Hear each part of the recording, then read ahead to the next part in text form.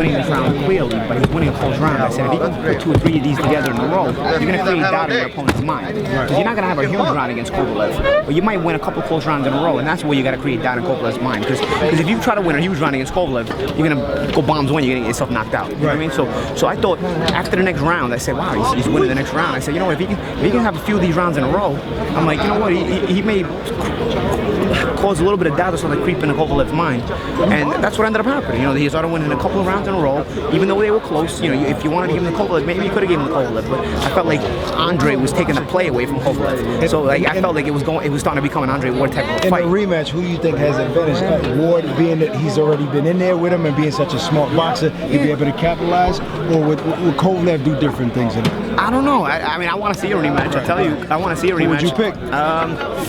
I tell you, man.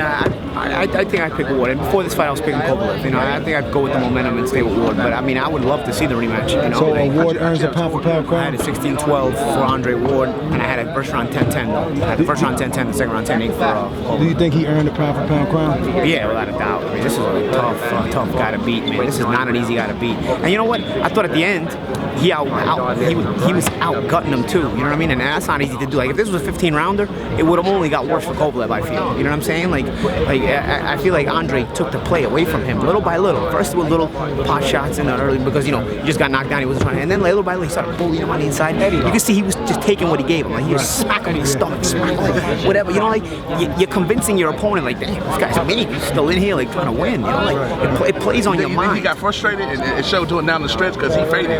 Yeah, he faded. I don't know if it was frustration more than it was. Maybe it was a little bit of frustration, but maybe a little fatigue too. You know, all that wrestling inside. You know, I felt like Andre always knew he was going to fight this kind of a fight. You know, I felt like Kovalev thought he would eventually get him out of there, so he wouldn't have to be this kind of a fight. But it became this kind of a fight the whole fight. You know? What do you think about the different scorecards? Yeah. Oh yeah. What do you think about the different scorecards? Take a picture with the champ. See? Olympic, 2-time Olympic champ right here. Hey, did you feel the punches sitting ringside when they were landing those bombs? Did you wow? I wasn't really, because a lot of the shots weren't landing so cleanly. You know, like I felt like after the knockdown, Kovalev never landed on the clean shot. You know, like it was all, and I felt like it was going to be that kind of a tit-for-tat fight where shots were going to land on the arms, on the stomach, you know, a partial shot to the head, and that's what it became. You know, and I feel like Andre was going to always be a better fighter at that kind of fight. You know, like a tit-for-tat. Also, as the fight went on, he got his sense of timing really well. Like if you watch the fight closely, forget these comp blocks, Kovalev keeps missing by about 3 inches. You know what I mean? Like Andre just got him missing, and sometimes he'd make a miss and pop him with a counter jab. Don't get me wrong. Sometimes Kovalev did land the jab. Sometimes Kovalev did land the right hand to the stomach. But the play, he's taking the play away. It's becoming the Andre Ward kind of fight. And he get inside and push him. Sometimes I remember there was one round he came right out to the middle of the ring and got right in his chest. You know, he was trying to set the tempo mentally. It was not always about the physical fight. I remember one particular round, Andre came out and instead of getting in a stance, he just went right into his chest and you know, started bullying him and trying to push him around. Because again, a fight is not just jab and tactics. Sometimes it's about mentally bossing it, you know, and I felt like at certain moments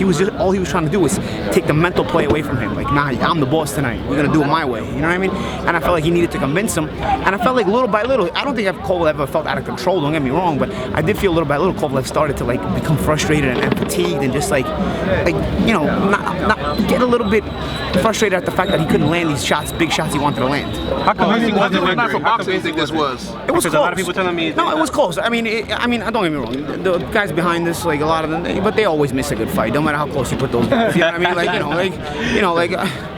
They had like a few rounds. It was like 5-6 rounds up for Kovalev. You know, like you're missing a great fight. I don't know. Like it was like round 8, and these guys had like Kovalev up by 5 points a bunch of them, and I'm like, what a shame you're missing a good fight. You're missing a good performance by Andre Ward. I'm thinking in my mind, like, you know, like because this is. It's masterful the way he's able to just nick these rounds. And again, you want to give him to Kovalev, some of them, okay?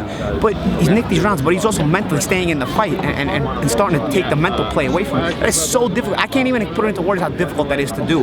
After you've been knocked down, the guy who has a reputation of a killer, you got to look up at him and know that he's going to come right back at you to finish you. The crowd of 20,000 people here knows this guy's a destroyer and he's about to destroy you.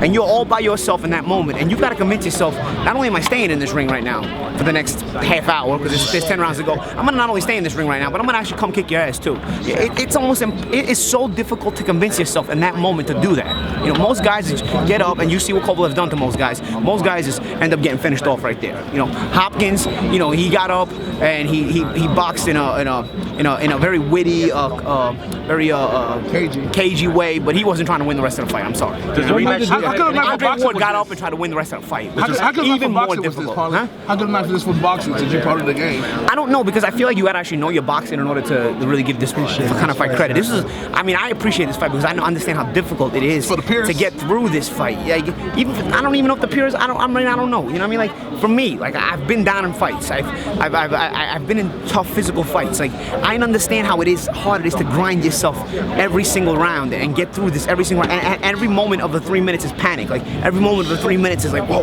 you know, like you one wrong move, you could be on the canvas again. It's like, I understand that feeling, and so to remain strong-hearted, strong-headed the whole time, despite all this going on, despite what's already happened earlier in the fight, is so difficult. And for me, it's motivational. This is motivational, inspirational, bro. This is inspirational. What happens in a rematch? Another close fight. I'm telling you, this is never going to be a one-sided fight. This is never going to be a one-sided fight, no matter what. I give Andre the edge in the rematch, but it's not like you're not going to be able to go put your house on it. That's for sure. You know what I mean?